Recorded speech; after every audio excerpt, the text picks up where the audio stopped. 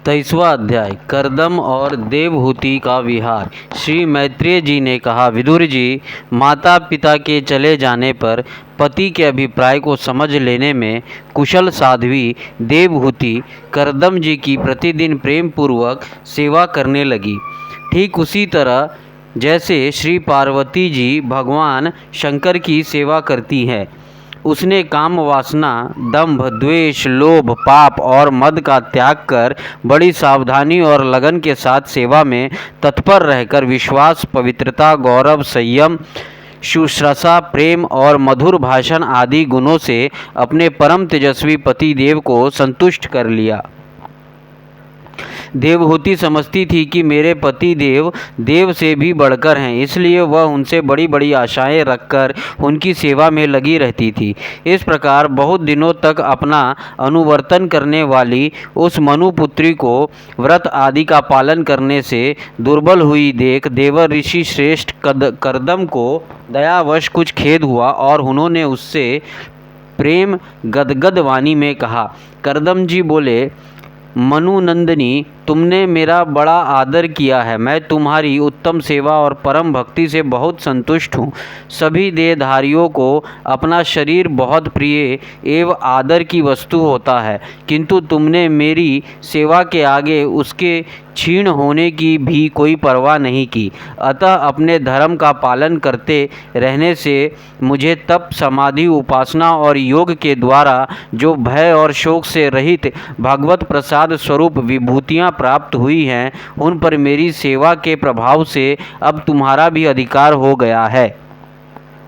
मैं तुम्हें दिव्य दृष्टि प्रदान करता हूँ, उसके द्वारा तुम उन्हें देखो। अन्य जितने भी भोग हैं वे तो भगवान श्री हरि के भ्रकुटी विलास मात्र से नष्ट हो जाते हैं, अतः वे इनके आगे कुछ भी नहीं हैं। तुम मेरी सेवा से भी कृतार्थ हो गई हो। अपने पति व्रत धर्म का पालन करने से तुम्हें ये दिव्य भोग प्राप्त हो गए हैं, तुम इन्हें भोग सकती हो। हम राजा हैं, हमें सब कुछ सुलभ है। इस प्रकार जो अभिमान आदि विकार है, उनके रहते हुए मनुष्य को इन दिव्य भोगों की प्राप्ति होना कठिन है। करदम जी के इस प्रकार कहने से अपने पति देव को संपूर्ण योग, माया और विद्याओं में कुशल जानकर उस अबला की सारी चिंता जाती रही। उसका मुख किंचित संकोच भरी चितवन और मधुर मुस्कान से खिल उठा और वह विनय एवं प्रेम से गदगद वाणी में इस प्रकार कहने लगी। देवहूति ने कहा, द्विज श्रेष्ठ स्वामिन, मैं यह जानती हूँ कि आप कभी निष्फल ना होने वाली योग शक्ति और त्रिगुणात्मिका माया पर अधिकार रखने वाले आपको ये सब ऐश्वर्य प्राप्त है, किंतु प्रभो, आपने विवाह के समय जो प्रतिज्ञा की थी कि गर्भधान होने तक मैं तुम्हारे साथ गृहस्थ सुख का उपभोग करूंगा, उसकी अब पूर्ति होनी चाहिए, क्योंकि श्रेष्ठ पति के द्वारा संतान प्राप्त होना पतिव्रता स्त्री के लिए महान लाभ है। हम दोनों के समागम के लिए शास्त्र के अनुसार जो कर्तव्य हो उसका आज उपदेश दीजिए और उबटन, गंध, भोजन आदि उपयोगी सामग्रियां भी जुटा दीजिए, जिससे मिलन की इच्छा से अत्यंत दीन दुर्बल हुआ मेरा यह शरीर आपके अंग संग के योग्य हो जाए, क्योंकि आपकी ही बढ़ाई हुई कामदेवने से मैं पीड़ित हो रही हूँ। स्वामिन, इस कार्य के लिए एक उपयुक्त भवन तैयार हो जाए, इसका भी विचार कीजिए। मैत्रेय जी कहते हैं, विदुर जी, करदम मुनि ने अपनी प्रिया की इच्छा पूर्ण करने के लिए उसी समय योग में स्थित होकर एक विमान रचा जो इच्छा अनुसार सर्वत्र जा सकता था। यह विमान सब प्रकार के इच्छित भोग सुख प्रदान करने वाला, अत्यंत सुंदर, सब प्रकार के रत्नों से युक्त, सब संपत्तियों की उत्तरोत्तर वृद्धि से संपन्न तथा मणिमय खंभों से सुशोभित था। वहाँ सभी ऋतुओं में सुखदायक था और उसमें जहाँ तहाँ सब प्रकार की दिव्य सामग्रियाँ रखी हुई थी। तथा उसे चित्र विचित्र रेशमी झड़ियों और पताकाओं से खूब सजाया गया था, जिन पर भ्रमरगण मधुर गुंजार कर रहे थे। ऐसे रंग बिरंगे पुष्पों की मालाओं से तथा अनेक प्रकार के सूती और रेशमी वस्त्रों से वह अत्यंत शोभायमान हो रहा था। एक के ऊपर एक बनाए हुए कमरों में अलग अलग रखी हुई शैया, पलंग, पंखे और आसनों के कारण वह बड़ा सुंदर जान पड़ता था।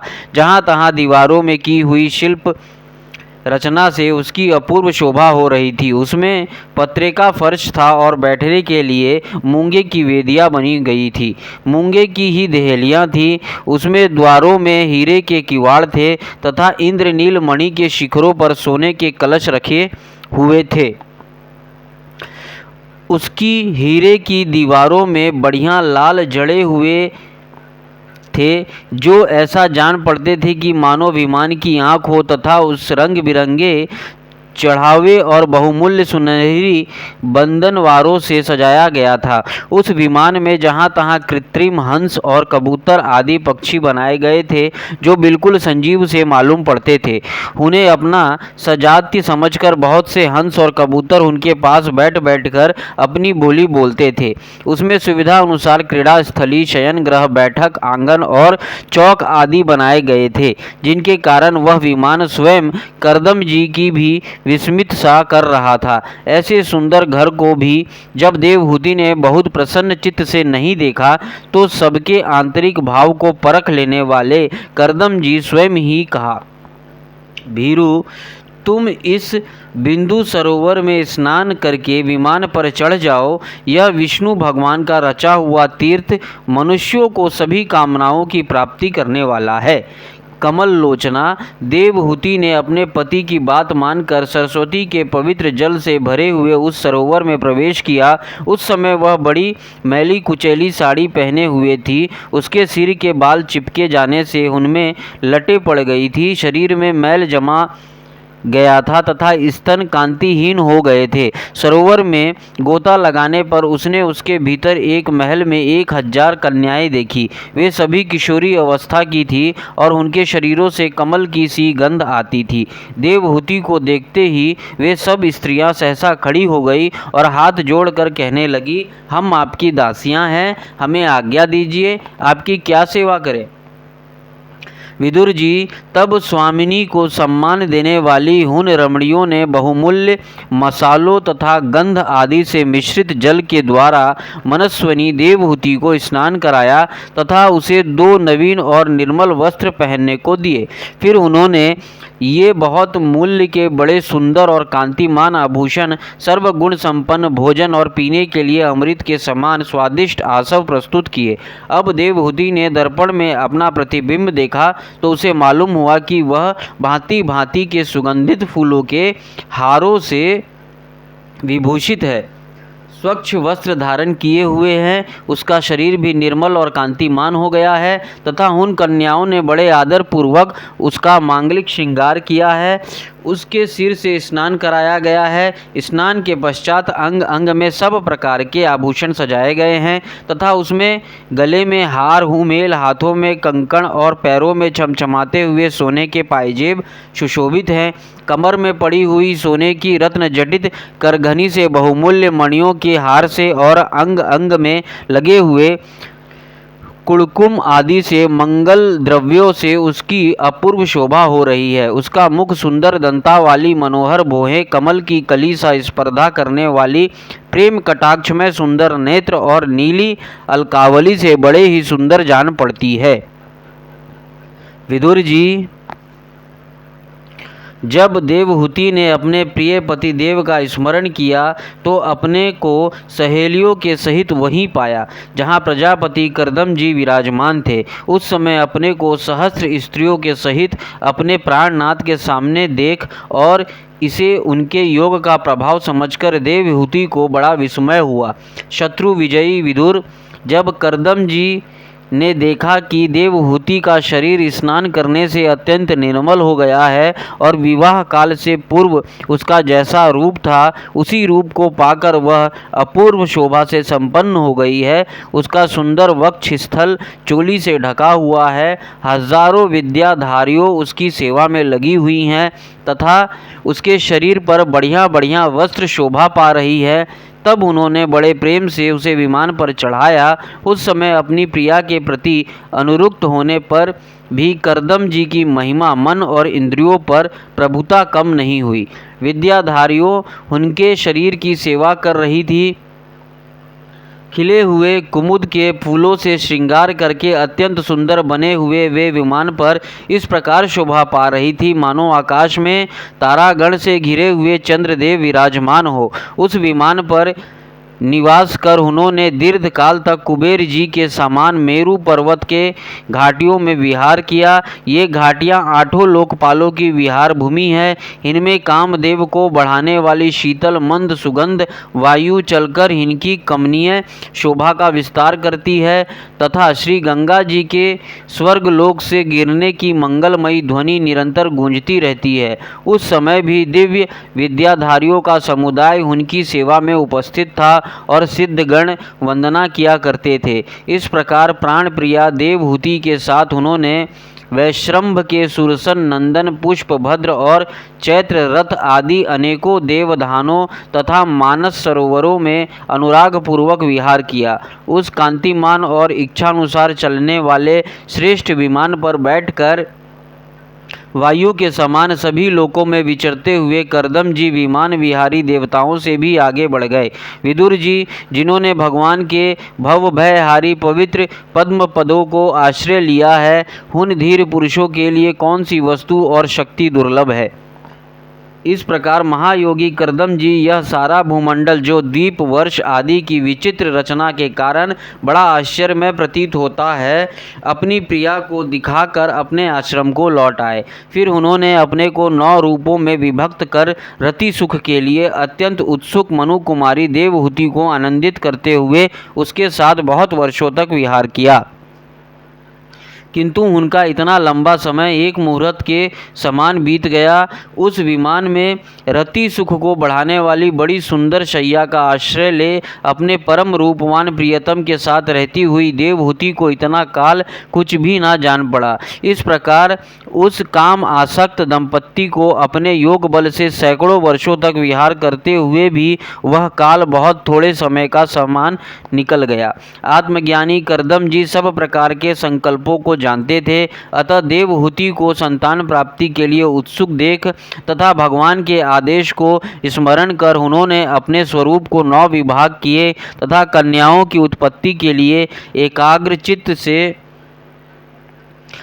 अर्धांग रूप में अपनी पत्नी की भावना करते हुए उसके गर्भ में वीर स्थापित किया। इससे देवहूति के एक ही साथ 9 कन्याएं पैदा हुई। वे सभी सर्वांग सुंदरी थी और उनके शरीर से लाल कमल की सी सुगंध निकलती थी। इस समय शुद्ध स्वभाव वाली सती देवहूति ने देखा कि पूर्व प्रतिज्ञा के अनुसार उसके प्रतिदेव संन्यास आश्रम ग्रहण करके वन को जाना चाहते हैं, तो उसने अपने आंसुओं को रोककर ऊपर से मुस्कुराते हुए व्याकुल एवं संतप्त हृदय से धीरे धीरे अति मधुर वाणी में कहा।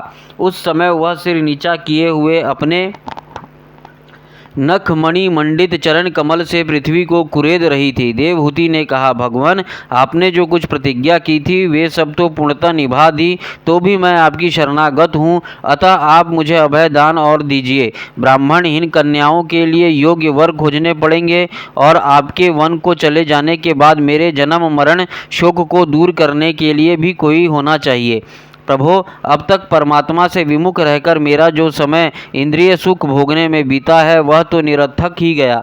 आपने परम प्रभाव को ना जानने के कारण ही मैंने इंद्रियों के विषय में आसक्त रहकर आपसे अनुराग किया, तथापि यह भी मेरे संसार बंधन का कारण होता है। वहीं सत्पुरुष के साथ किए जाने पर असंगता प्रदान करता है। संसार में जिस पुरुष के कर्मों से ना तो धर्म का संपादन होता है, ना वैराग्य उत्पन्न होता है और ना भगवान की सेवा ही संपन्न होती है, वह पुरुष जीते जी मुर्दे के समान है। अवश्य ही मैं भगवान की माया से बहुत ठगी गई। जो आप जैसे मुक्तिदाता पति देव को पाकर भी मैंने संसार बंधन से छूटने की इच्छा नहीं की। 24वां अध्याय श्री कपिल देव जी का जन्म। श्री मैत्रेय जी कहते हैं, उत्तम गुणों से सुशोभित मनु कुमारी देवहूति ने जब ऐसी वैराग्य युक्त बातें कही, तब कृपालु कर्दम मुनि को भगवान विष्णु के कथन का स्मरण हो आया और उन्होंने उससे कहा। कर्दम जी बोले, दोष रहित राजकुमारी, तुम अपने विषय में इस प्रकार खेद ना करो। तुम्हारी गर्भ में अविनाशी भगवान विष्णु शीघ्र ही पधारेंगे। प्रिय, तुमने अनेक प्रकार के व्रतों का पालन किया है, अतः तुम्हारा कल्याण होगा।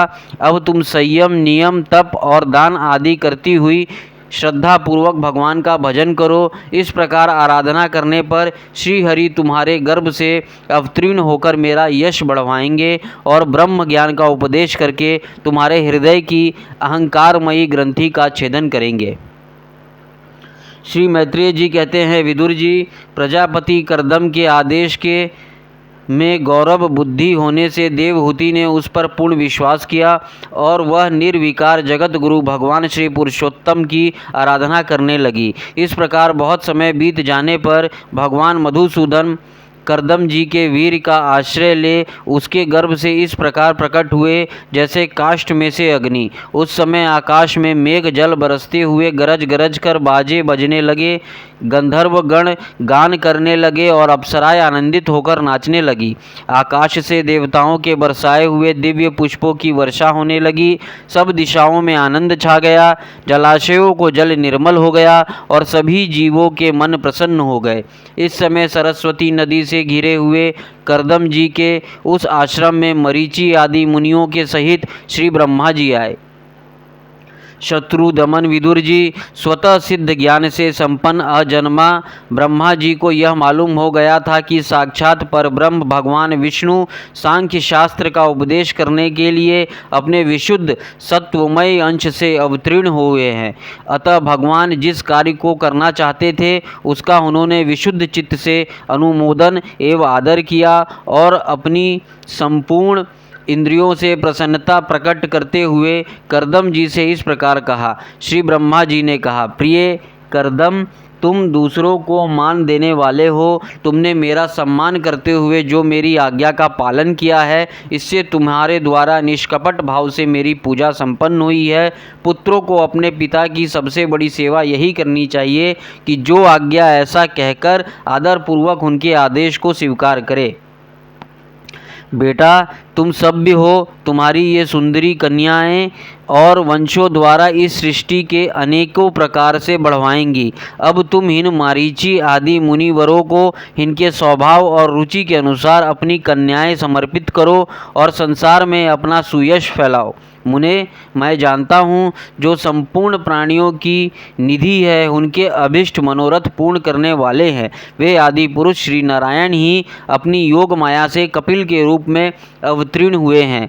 फिर देवहूति से बोले, राजकुमारी, सुनहरे बाल, कमल जैसे विशाल नेत्र और कमल अंकित चरण कमलों वाले शिशु के रूप में केटभासुर को मारने वाले साक्षात श्री हरि ने ही ज्ञान विज्ञान द्वारा कर्मों की वासनाओं को मूलोच्छेदन करने के लिए तेरे गर्भ में प्रवेश किया है।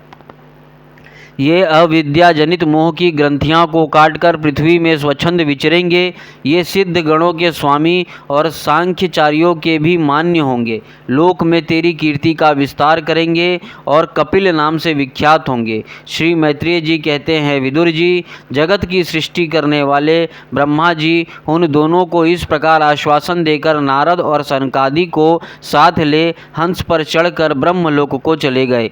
ब्रह्म जी के चले जाने पर कर्दम जी ने उनकी आज्ञा अनुसार मारीची आदि प्रजापतियों के साथ अपनी कन्याओं का विधि पूर्वक विवाह कर दिया। उन्होंने अपनी कला नाम की कन्या मरीची को अनुसुईया, अत्रि को श्रद्धा, अंगिरा को और सब में अपने आत्मा को ही देखने लगे। उनकी बुद्धि अंतर्मुख एवं शांत हो गई। उस समय धीर कर्दम जी शांत लहरों वाले समुद्र के समान जान पड़ने लगे। परम भक्ति भाव के द्वारा सर्व अंतर्यामी सर्वज्ञ श्री वासुदेव में चित्त स्थिर हो जाने से वे सारे बंधनों से मुक्त हो गए। संपूर्ण भूतों में अपनी आत्मा श्री भगवान को और संपूर्ण भूतों को आत्मस्वरूप श्री हरि में स्थिर देखने लगे। इस प्रकार इच्छा और द्वेष से रहित सर्वत्र संबुद्धि और भगवत भक्ति से संपन्न होकर श्री करदम जी ने भगवान का परम पद प्राप्त कर लिया। 25वां अध्याय देवहूति का प्रश्न तथा भगवान कपिल द्वारा भक्ति योग की महिमा का वर्णन। शौनक जी ने पूछा, सूत जी, तत्वों की संख्या करने वाले भगवान कपिल साक्षात अजन्मा नारायण होकर भी लोगों को आत्मज्ञान का उपदेश करने के लिए अपनी माया से उत्पन्न हुए थे। मैंने भगवान के बहुत से चरित्र सुने हैं, तथापि इस योग प्रवर पुरुष श्रेष्ठ कपिल जी की कीर्ति को सुनते सुनते मेरी इंद्रियां तृप्त नहीं होती। सर्वथा स्वतंत्र श्री हरि अपनी योग माया द्वारा भक्तों की इच्छा के अनुसार शरीर धारण करके जो लीलाएं करते हैं वे सभी कीर्तन योग्य हैं। अतः आप मुझे वे सभी सुनाइए, मुझे उन्हें सुनने में बड़ी श्रद्धा है। सूत जी कहते हैं, मुने, आपकी ही भांति जब विदुर ने भी यह आत्मज्ञान विषय का प्रश्न किया तो श्री व्यास जी की सखा भगवान मैत्रेय जी प्रसन्न होकर इस प्रकार कहने लगे। श्री मैत्रेय जी ने कहा, विदुर जी, पिता के वन में चले जाने पर भगवान कपिल जी माता का प्रिय करने की इच्छा से उस बिंदुसर तीर्थ में रहने लगे। एक दिन तत्व समूह के पारदर्शी भगवान कपिल कर्म कला से विरक्त हो आसन पर विराजमान थे। उस समय ब्रह्मा जी के वचनों का स्मरण करके देवहूति ने उनसे कहा। देवहूति बोली, भूमन प्रभो, इन दुष्ट इंद्रियों की विषय लालसा से मैं बहुत ऊब गई हूँ और इनकी इच्छा पूरी करते रहने से ही घोर अज्ञान अंधकार में पड़ी हुई हूँ। अब आपकी कृपा से मेरी जन्म परंपरा समाप्त हो चुकी है। इसी से इस दुस्तर अज्ञान अंधकार से पार लगाने के लिए सुंदर नेत्र रूप आप प्राप्त हुए हैं। आप संपूर्ण जीवों के स्वामी भगवान आदि पुरुष हैं तथा अज्ञान अंधकार से अंधे पुरुषों के लिए नेत्र स्वरूप सूर्य की भांति उदित हुए हैं। देव, इन देह गेह आदि में जो मैं मरने पर दुराग्रह होता है वह भी आपका ही कराया हुआ है। अतः अब आप मेरे इस महामोह दूर कीजिए। आप अपने भक्तों के संसार रूप वृक्ष के लिए कुठार के समान हैं। मैं प्रकृति और पुरुष का ज्ञान प्राप्त करने की इच्छा से आप शरणागत वत्सल की शरण में आई हूँ। आप भागवत धर्म जानने वाले में सबसे श्रेष्ठ हैं। मैं आपको प्रणाम करती हूँ। श्री मैत्रेय जी कहते हैं, इस प्रकार माता देवहूति ने अपनी जो अभिलाषा प्रकट की वह परम पवित्र और लोगों को मोक्ष मार्ग में अनुराग उत्पन्न करने वाली थी। उसे सुनकर आत्मज्ञ सत्पुरुषों की गति श्री कपिल जी उसकी मन ही मन प्रशंसा करने लगे और फिर मृदु मुस्कान से सुशोभित मुखारविंद से इस प्रकार कहने लगे। भगवान कपिल ने कहा, माता, यह मेरा निश्चय है कि अध्यात्म योग ही मनुष्य के आत्यंतिक कल्याण का मुख्य साधन है। जहाँ दुख और सुख की सर्वथा निवृत्ति हो जाती है। साध्वी, सब अंगों से संपन्न उस योग का मैंने नारद आदि ऋषियों के सामने उनकी सुनने की इच्छा होने पर वर्णन किया था, वही अब मैं आपको सुनाता हूँ। इस जीव के बंधन और मोक्ष का कारण मन ही मन माना गया है। विषय ही आसक्त होने पर वह बंधन का हेतु होता है और परमात्मा में अनुरक्त होने पर वही मोक्ष का कारण बन जाता है। जिस समय यह मन में और मेरेपन के कारण होने वाला काम लोभ आदि विकारों से मुक्त एवं शुद्ध हो जाता है, उस समय वह सुख दुख से छूटकर सम अवस्था में आ जाता है। तब जीव अपने ज्ञान वैराग्य और भक्ति से युक्त हृदय से आत्मा को प्रकृति से परे एकमात्र अद्वितीय भेद रहित स्वयं प्रकाश सूक्ष्म अखंड और उदासीन सुख दुख शून्य देखता है तथा प्रकृति को शक्तिहीन अनुभव करता है।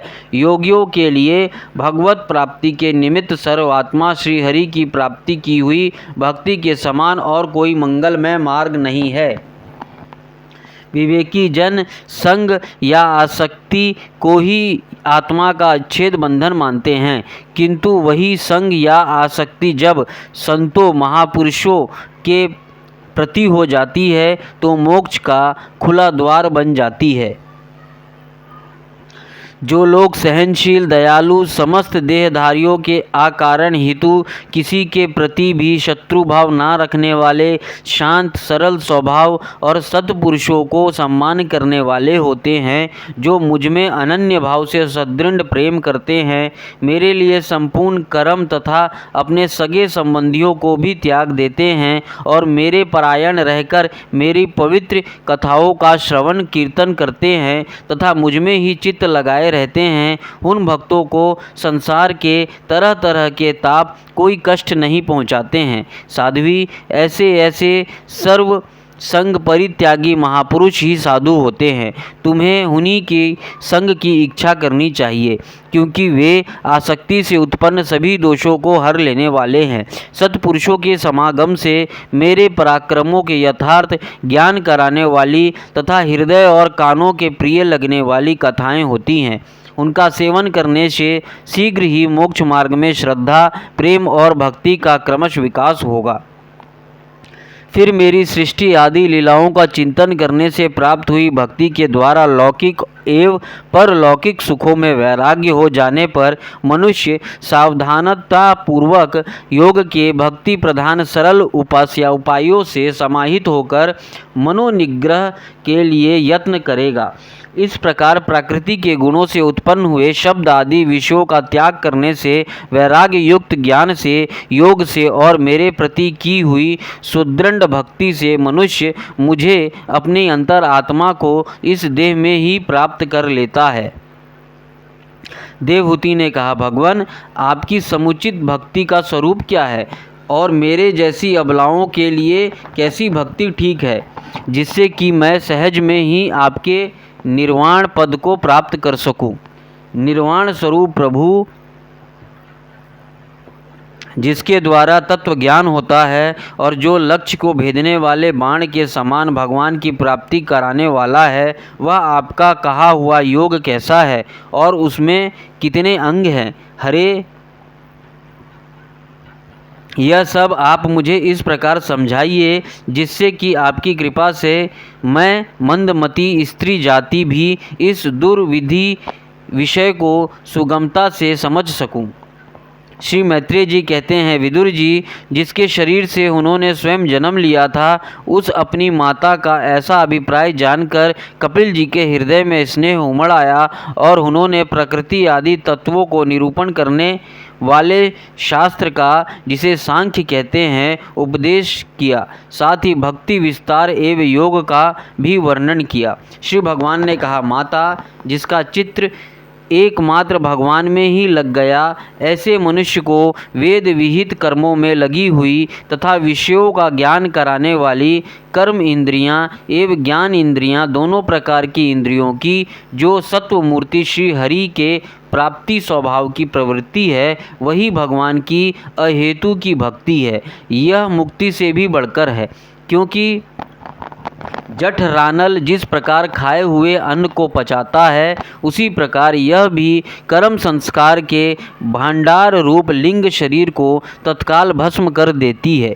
मेरे चरण सेवा में प्रीति रखने वाला और मेरी ही प्रसन्नता के लिए समस्त कार्य करने वाला कितने ही बड़भागी भक्त, जो एक दूसरे से मिलकर प्रेम पूर्वक मेरे ही पराक्रम की चर्चा किए करते हैं, मेरे साथ एक ही भाव की भी इच्छा नहीं करते।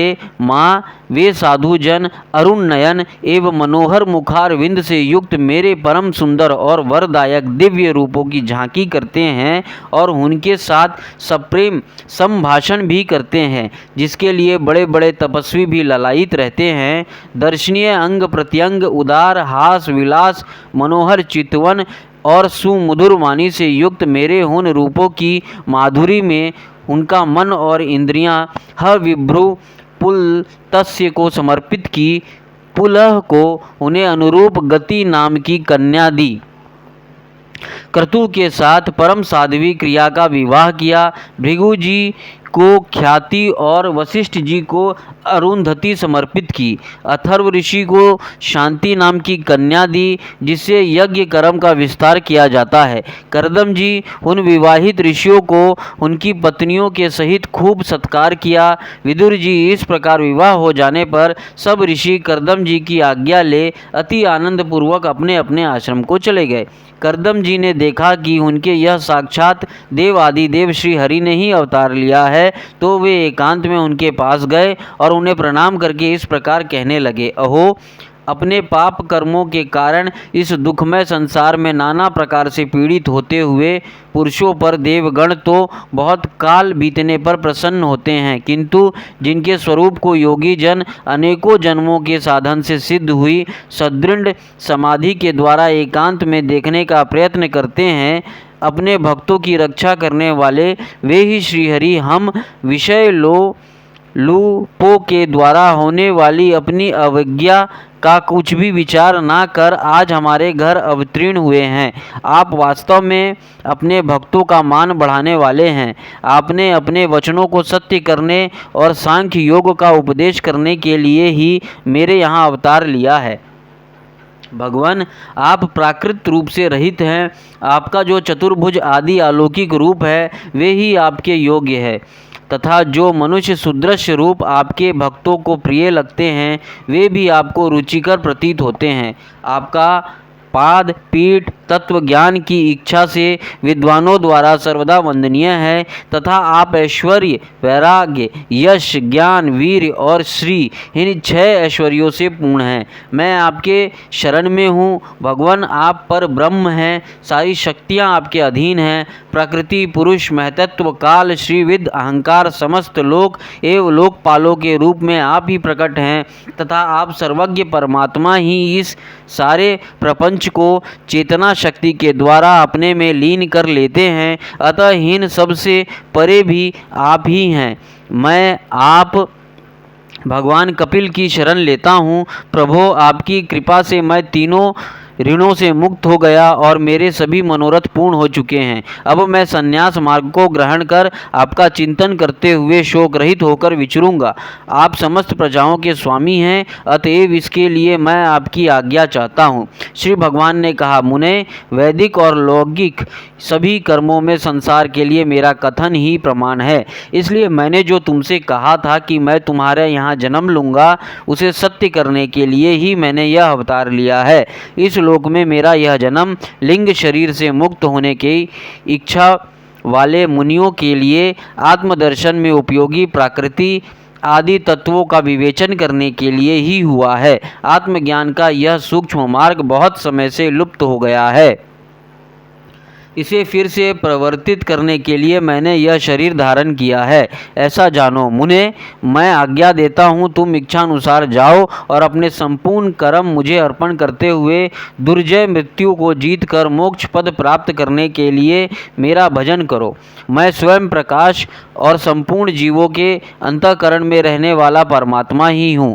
अतः जब तुम विशुद्ध बुद्धि के द्वारा अपने अंतःकरण में मेरा साक्षात्कार कर लोगे, तब सब प्रकार के शोकों से छूटकर निर्भय पद प्राप्त कर लोगे। माता देवहूति को भी मैं संपूर्ण कर्मों से छुड़ाने वाला आत्मज्ञान प्रदान करूंगा, जिससे यह संसार रूप भय से पार हो जाएगी। श्री मैत्रेय जी कहते हैं, भगवान कपिल के इस प्रकार कहने पर प्रजापति कर्दम जी उनकी परिक्रमा कर प्रसन्नता पूर्वक वन को चले गए। वह अहिंसामय संन्यास धर्म का पालन करते हुए वे एकमात्र श्री भगवान की शरण हो गए तथा अग्नि और आश्रम का त्याग करके निसंग भाव से पृथ्वी पर विचरने लगे। जो कार्य कारण से अतीत है, सत्वादि गुणों का प्रकाशक एवं निर्गुण है और अनन्य भक्ति से ही प्रत्यक्ष होता है, उस परम ब्रह्म में उन्होंने अपना मन लगा दिया। वे अहंकार, ममता और सुख दुख आदि द्वंद्वों से छूटकर समदर्शी भेद दृष्टि से रहित हो फंस जाती है। ऐसा मेरी भक्ति ना चाहने पर भी उन्हें परम पद की प्राप्ति करा देती है। अविद्या की निवृत्ति हो जाने पर यद्यपि वे मुझे मायापति के सत्य आदि लोकों की भोग संपत्ति, भक्ति की प्रवृत्ति के पश्चात स्वयं प्राप्त होने वाली अष्ट सिद्धि अथवा वैकुंठ लोक के भगवदे ऐश्वर्य की भी इच्छा नहीं करते। तथापि मेरे धाम में पहुँचने पर उन्हें ये सब विभूतियाँ स्वयं ही प्राप्त हो जाती हैं, जिनका एकमात्र मैं ही प्रिय आत्मा, पुत्र, मित्र, गुरु, सहृदय और इष्ट देव हूँ। वे मेरे ही आश्रय में रहने वाले भक्तजन शांति में वैकुंठ धाम में पहुंचकर किसी प्रकार भी इन दिव्य भोगों से रहित नहीं होते और ना उन्हें मेरा कालचक्र ही ग्रस सकता है। माताजी, जो लोग इहलोक परलोक और इन दोनों लोकों में साथ जाने वाले वासनामय लिंग देह को तथा शरीर से संबंध रखने वाले जो धन, पशु एवं ग्रह आदि पदार्थ हैं, उन सबको और अन्य संग्रहों को भी छोड़कर अनन्य भक्ति से सब प्रकार मेरा ही भजन करते हैं, उन्हें मैं मृत्यु रूप संसार सागर से पार कर देता हूँ। मैं साक्षात भगवान हूँ, प्रकृति और पुरुष का भी प्रभु हूँ तथा समस्त प्राणियों का आत्मा हूँ। मेरे सिवा और किसी का आश्रय लेने से मृत्यु रूप महाभय से छुटकारा नहीं मिल सकता। मेरे भय से यह वायु चलती है, मेरे भय से सूर्य तपता है, मेरे भय से इंद्र वर्षा करता और अग्नि जलाती है तथा मेरे ही भय से मृत्यु अपने कार्य में प्रवृत्त होता है। योगी जन ज्ञान वैराग्य युक्त भक्ति योग के द्वारा शांति प्राप्त करने के लिए मेरे निर्भय चरण कमलों का आश्रय लेते हैं। संसार में मनुष्यों के लिए सबसे बड़ी कल्याण प्राप्ति यही है कि उसका चित्त तीव्र भक्ति योग के द्वारा मुझ में लगाकर स्थिर हो जाए।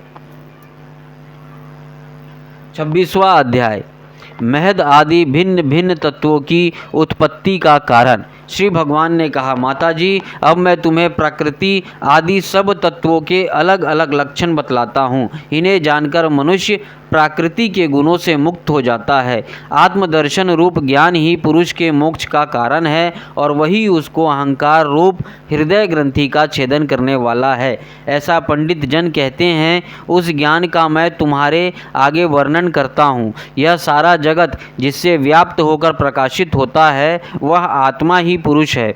वह अनादि निर्गुण प्रकृति से परे अंतःकरण में स्फुरित होने वाला और स्वयं प्रकाश है। उस सर्वव्यापक पुरुष ने अपने पास लीला विलास पूर्वक आई हुई अव्यक्त और त्रिगुण आत्मिका वैष्णवी माया को स्व इच्छा से स्वीकार कर लिया। लीला परायण प्रकृति अपने सत्वादी गुणों द्वारा उन्हीं के अनुरूप प्रजा की सृष्टि करने लगी। यह देख पुरुष ज्ञान को आच्छादित करने वाली उसकी आवरण शक्ति से मोहित हो गया, अपने स्वरूप को भूल गया। इस प्रकार अपने से भिन्न प्रकृति को ही अपना स्वरूप समझ लेने से पुरुष प्रकृति के गुणों द्वारा किए हुए जाने वाले कर्मों में अपने को ही कर्ता मानने लगता है। इस कृत स्वाभिमान से ही अकर्ता स्वाधीन साक्षी और आनंद स्वरूप पुरुषों को जन्म मृत्यु रूप बंधन एवं परतंत्रता की प्राप्ति होती है। कार्य रूप शरीर, कारण रूप इंद्रियां तथा कर्ता रूप इंद्रिय अधिष्ठात देवताओं में पुरुष जो अपनेपन को आरोप कर लेता है, इसमें पंडित जन प्रकृति को ही कारण मानते हैं तथा वास्तव में प्रकृति से परे होकर भी जो प्रकृति स्थित हो रहा है उस पुरुष को सुख दुखों के भोगने में कारण मानते हैं। देवहूति ने कहा, पुरुषोत्तम, इस विश्व के स्थूल सूक्ष्म कार्य जिनके स्वरूप हैं तथा जो इसके कारण हैं, उन प्रकृति एवं पुरुष का लक्षण भी आप मुझसे कहिए। श्री भगवान ने कहा, जो त्रिगुण आत्मक अव्यक्त नित्य और कार्य कारण रूप है तथा स्वयं निर्विशेष होकर भी संपूर्ण विशेष धर्मों का आश्रय है, उस प्रधान नामक तत्व को ही प्रकृति कहते हैं। 5 महाभूत, 5 तन्मात्रा, 4 अंतःकरण और 10 इंद्रियां, इन 24 तत्वों के समूह को विद्वान लोग प्रकृति का कार्य मानते हैं। पृथ्वी, जल, तेज, वायु और आकाश ये 5 महाभूत हैं। गंध, रस, रूप, स्पर्श और शब्द ये 5 तन्मात्र माने गए हैं। श्रोत्र, त्वचा, चक्षु, रसना, नासिका, वाक, पानी, पाद, उपस्थ और पायु ये 10 इंद्रियां हैं। मन, बुद्धि, चित्त और अहंकार, इन 4 रूप में एक ही अंतःकरण अपनी संकल्प, निश्चय, चिंता और अभिमान रूपा 4 प्रकार की वृत्तियों से लक्षित होता है। इस प्रकार तत्वज्ञानी पुरुषों ने सगुण ब्रह्मा के सन्निवेश स्थान इन 24 तत्वों की संख्या बतलाई है। इनके सिवा जो काल है वह 25वां तत्व है। कुछ लोग काल को पुरुष से भिन्न तत्व ना मानकर पुरुष का प्रभाव अर्थात ईश्वर की संहारकारिणी शक्ति बताते हैं, जिससे माया के कार्य रूप देह आदि में आत्म को अभिमान करके अहंकार से मोहित और अपने को कर्ता मानने वाले जीव को निरंतर भय लगा रहता है। मनुपुत्री, जिनकी प्रेरणा से गुणों की साम्यावस्था रूप निर्विशेष प्रकृति में गति उत्पन्न होती है, वास्तव में वे पुरुष रूप भगवान ही काल कहे जाते हैं। इस प्रकार जो अपनी माया के द्वारा सब प्राणियों के भीतर जीव रूप से और बाहर काल रूप से व्याप्त हैं, वे भगवान ही 25वें तत्व हैं। जब परम पुरुष परमात्मा ने जीवों के अदृष्टवश क्षोभ को प्राप्त हुई संपूर्ण जीवों की उत्पत्ति स्थान रूपा अपनी माया में चिक्षित रूप वीर स्थापित किया, तो उससे तेजों में महतत्व उत्पन्न हुआ। लय, विक्षेप आदि रहित तथा जगत के अहंकार रूप इस महतत्व ने अपने में स्थित विश्व को प्रकट करने के लिए अपने स्वरूप का आच्छादित करने वाले प्रलयकालीन अंधकार को अपने ही तेज से पी लिया। जो सत्व गुणमयी, स्वच्छ, शांत और भगवान की उपलब्धि का स्थान रूप चित्त है, वही महतत्व है और उसी को वासुदेव कहते हैं। जिस प्रकार पृथ्वी आदि अनन्य पदार्थ के संसर्ग से पूर्व जल अपनी स्वाभाविक अवस्था में अत्यंत स्वच्छ, विकार शून्य एवं शांत होता है, उसी प्रकार अपनी स्वाभाविक अवस्था की दृष्टि से स्वच्छत्व, अविकारित्व और शांतत्व ही वृत्तियों से सहित चित्त का लक्षण कहा गया है। तदनंतर भगवान की वीर्य रूप चित्त शक्ति से उत्पन्न हुए महतत्व की विकृत होने पर उससे क्रिया शक्ति प्रधान अहंकार उत्पन्न हुआ। यह वैकारिक तेजस और तामस भेद से 3 प्रकार का है। उसी से क्रमश मन, इंद्रियां और पंच महाभूतों की उत्पत्ति हुई। इस भूत, इंद्रिय और मन रूप अहंकार को ही पंडित जन साक्षात संकर्ण नाम का सहस्त्र सिर वाले अनंत देव कहते हैं। इस अहंकार का देवता रूप से कर्तव्य, इंद्र रूप से कर्णत्व और पंचभूत रूप से कार्यत्व लक्षण है तथा सत्व आदि गुणों के संबंध से शांतत्व, घोरत्व और मूढ़त्व भी इसी के लक्षण हैं। उपयुक्त 3 प्रकार के अहंकार से वैकारिक अहंकार के विकृत होने पर उससे मन हुआ, जिसके संकल्प विकल्पों से कामनाओं की उत्पत्ति होती है। यह मनस्व ही इंद्रियों के अधिष्ठाता अनिरुद्ध के नाम से प्रसिद्ध हैं। योगी जन शरतकालीन नील कमल के समान श्याम वन वाले इन अनिरुद्ध जी की शने शने मन को वशीभूत करके आराधना करते हैं। साध्वी, फिर तेजस अहंकार में विकार होने पर उस बुद्धि तत्व उत्पन्न हुआ। वस्तु का स्फुर रूप ज्ञान और इंद्रियों के व्यापार में सहायक होना, पदार्थों का विशेष ज्ञान करना, ये बुद्धि के कार्य हैं। वृत्तियों से भेद से संशय, विपरीत ज्ञान, निश्चय, स्मृति और निद्रा भी बुद्धि के ही लक्षण हैं। ये युद्धित तत्व ही प्रद्युम्न है। इंद्रियां भी तेजस अहंकार का ही कार्य है। कर्म और ज्ञान के विभाग से उनकी कर्म इंद्रियां और ज्ञान इंद्रियां 2 भेद हैं। इनके कर्म प्राण की शक्ति, इनमें कर्म प्राण की शक्ति है और ज्ञान बुद्धि की। भगवान की चेतना शक्ति की प्रेरणा से तामस अहंकार के विकृत होने पर उससे शब्द तन्मात्र का प्रादुर्भाव हुआ। शब्द तंत्र मात्र से, आकाश से और शब्द का ज्ञान कराने वाली श्रोत्रेंद्रियां उत्पन्न हुई। अर्थ का प्रकाशक होना, ओट में खड़े हुए वक्ता का भी ज्ञान करा देना और आकाश का सूक्ष्म रूप होना, विद्वानों के मत में यह शब्द के लक्षण है। भूतों को अवकाश देना, सबके बाहर भीतर वर्तमान रहना तथा प्राण, इंद्रियां और मन का आश्रय होना, ये आकाश की वृत्ति रूप लक्षण है। फिर शब्द तन मात्र के कार्य आकाश में काल गति से विकार होने पर स्पर्श तन मात्र हुआ और उससे वायु तथा स्पर्श का ग्रहण करने वाली त्वचा उत्पन्न हुई। कोमलता, कठोरता, शीतलता और उष्णता तथा वायु का सूक्ष्म रूप होना ये स्पर्श के लक्षण हैं। वृक्ष की शाखा आदि को हिलाना, तृण आदि को इकट्ठा कर देना, सर्वत्र पहुँचना, गंध आदि युक्त द्रव्यों को घ्राण आदि इंद्रियों के पास तथा शब्दों को श्रोतन इंद्रियों के समीप ले जाना तथा समस्त इंद्रियों को कार्य शक्ति देना, ये वायु की वृत्तियों के लक्षण हैं। तदनंतर देव की प्रेरणा से स्पर्श तन्मात्र विशिष्ट वायु के विकृत होने पर उससे रूप तन्मात्र हुआ तथा उससे तेज और रूप का उपलब्ध कराने वाली नेत्र इंद्रियों का प्रादुर्भाव हुआ। साध्वी वस्तु के आकार का बोध कराना, गौण होना, द्रव्य के अहंकार रूप से प्रतीत होना, द्रव्य का जैसा आकार, प्रकार और परिमाण आदि हो उसी रूप में उपलक्षित होना तथा तेज का स्वरूप भूत होना, ये सब रूप तन मात्र की वृत्तियां हैं। चमकना, पकाना, शीत को दूर करना, सुखाना, भूख प्यास पैदा करना और उनकी निर्वृत्ति के लिए भोजन एवं जलपान कराना, ये तेज की वृत्तियां हैं।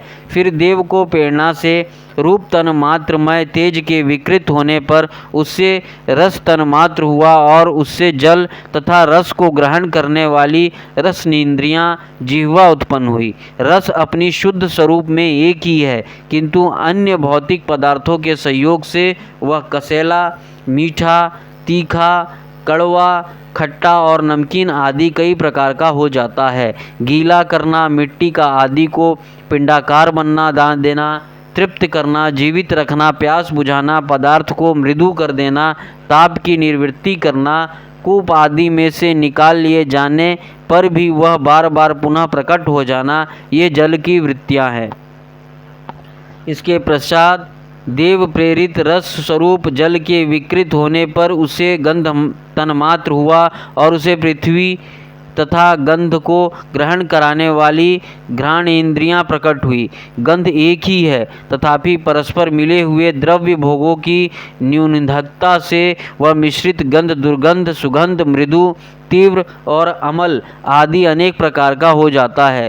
प्रतिमादि रूप से ब्रह्म की साकार भावना का आश्रय होना, जल आदि कारण तत्वों से भिन्न किसी दूसरे आश्रय की उपेक्षा किए बिना ही स्थित रहना, जल आदि अन्य पदार्थों का धारण करना, आकाश आदि का अवच्छेदक होना, गुणों का प्रकट करना, ये पृथ्वी के कार्य रूप लक्षण है। आकाश का विशेष गुण शब्द जिसका विषय है वह श्रोत इंद्रियों है। वायु का विशेष गुण स्पर्श जिसका विषय है वह त्वागी इंद्रियां हैं। तेज का विशेष गुण रूप जिसका विषय है वह नेत्र इंद्रियां हैं। जल का विशेष गुण रस जिसका विषय है वो रस इंद्रियां हैं। पृथ्वी का विशेष गुण गंध जिसका विषय है उसे घ्राणो इंद्रियां कहते हैं। वायु आदि कार्य तत्वों में आकाश आदि कारण तत्वों के रहने से उनके गुण भी अनुगत देखे जाते हैं। इसलिए समस्त महाभूतों के गुण शब्द, स्पर्श, रूप, रस और गंध केवल पृथ्वी में ही पाए जाते हैं।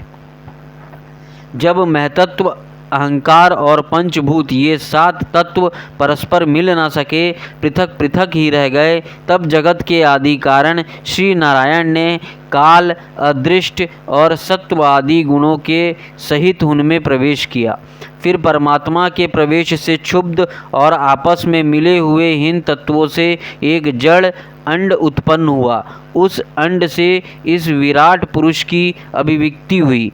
इस अंड का नाम विशेष है। इसी के अंतर्गत श्री हरि के स्वरूप भूत 14वें भुवन का विस्तार है। यह चारों ओर से क्रमशः एक दूसरे से 10 गुने जल, अग्नि, वायु, आकाश, अहंकार और महतत्व इन 6 आवरणों से घिरा हुआ है। इन सबके बाहर 7वां आवरण प्रकृति का है। कारणमय जल में स्थित उस तेजोमय अंड से उठकर उस विराट पुरुष ने पुनः उसमें प्रवेश किया और फिर उसमें कई प्रकार के छिद्र किए। सबसे पहले उसमें मुख प्रकट हुआ, उसके वाक इंद्रियां तथा उसके अनंतर वाक का अधिष्ठाता अग्नि उत्पन्न हुआ। फिर नाक के छिद्र नथुने प्रकट हुए, उनसे प्राण सहित घ्राण इंद्रियां उत्पन्न हुई। घ्राण के बाद उसका अधिष्ठाता वायु उत्पन्न हुआ। तत्पश्चात नेत्र गोल के प्रकट हुए, उनसे चक्षु इंद्रियां प्रकट हुई और उसके अनंतर उसका अधिष्ठाता सूर्य उत्पन्न हुआ।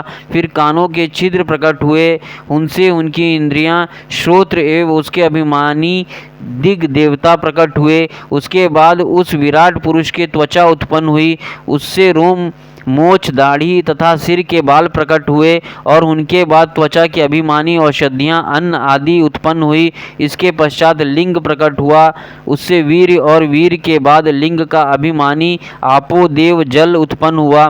फिर गुदा प्रकट हुई, उससे अपान वायु और अपान के बाद उसका अभिमानी लोकों को भयभीत करने वाला मृत्यु देवता उत्पन्न हुआ। तदनंतर हाथ प्रकट हुए, उनसे बल और बल के बाद हस्त इंद्रियों का अभिमानी इंद्र उत्पन्न हुआ। फिर चरण प्रकट हुए, उनसे गति और फिर पाद इंद्रियां का अभिमानी विष्णु देवता उत्पन्न हुए।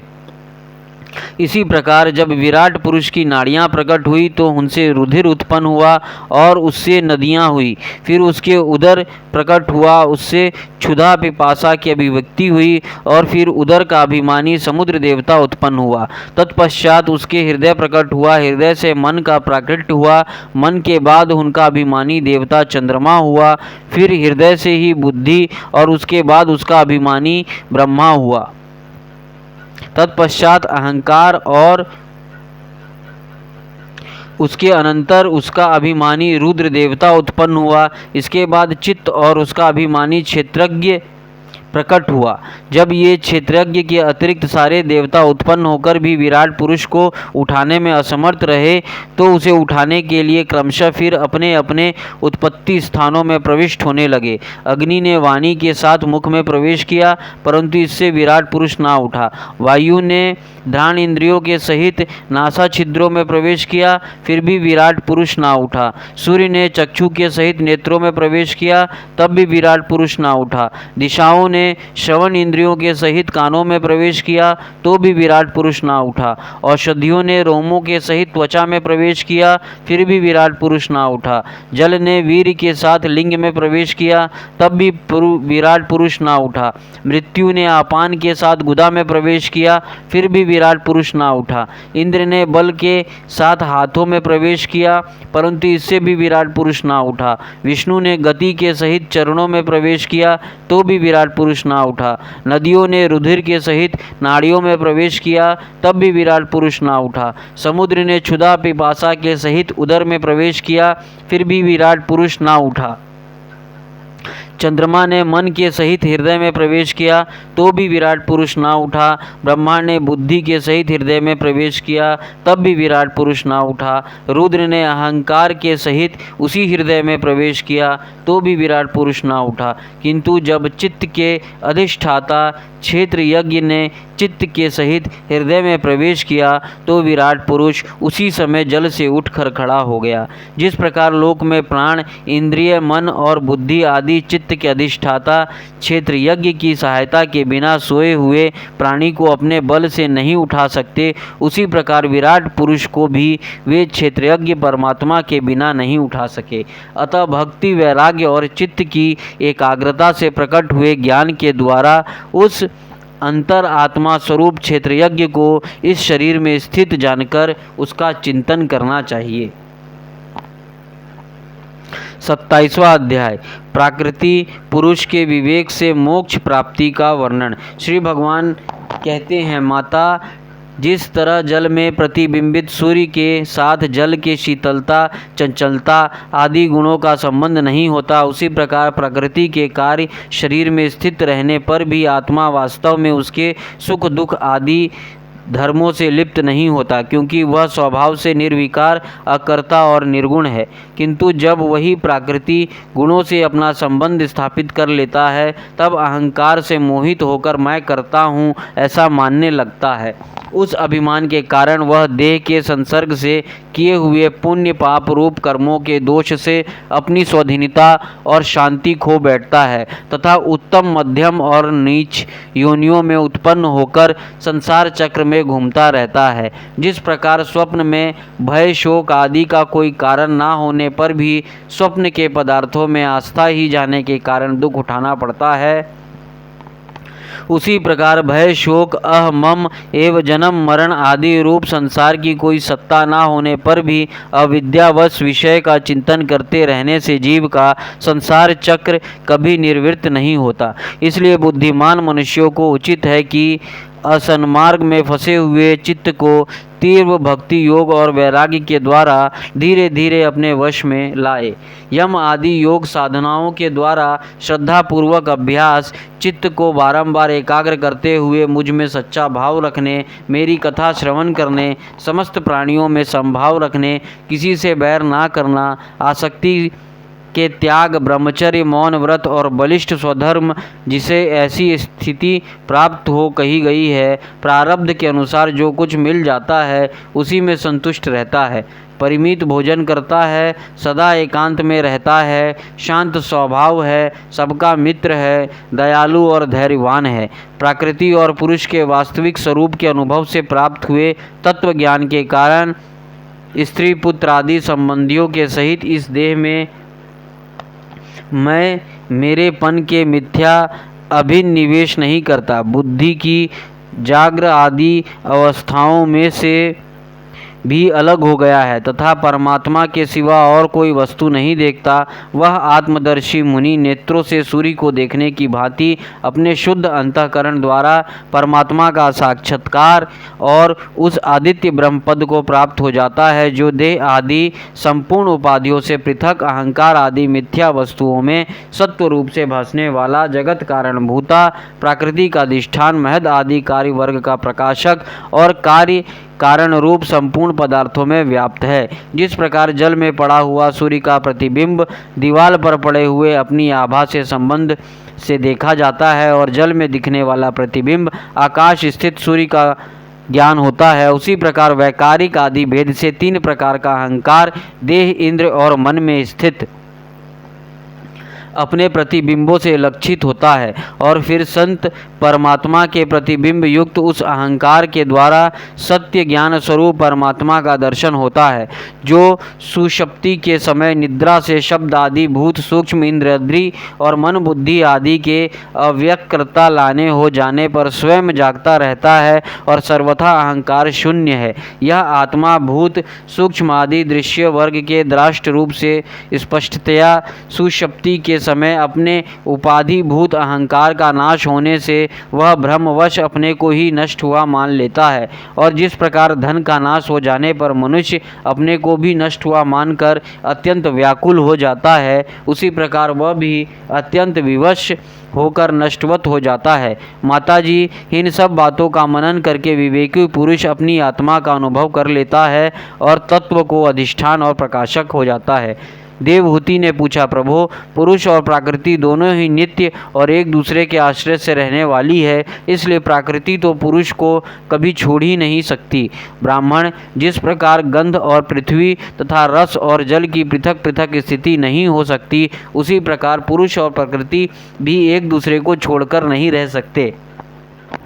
अतः जिनके आश्रय से अकर्ता पुरुष को यह कर्म बंधन प्राप्त हुआ है, उन प्रकृति के गुणों के रहते हुए उस केवल्य पद कैसे प्राप्त होगा। यदि तत्व का विचार करने से कभी यह संसार बंधन का तीव्र भय निवृत्त हो भी जाए तो भी उसके निमित्त भूत प्राकृतिक गुणों का अभाव ना होने से वह भय फिर उपस्थित हो सकता है।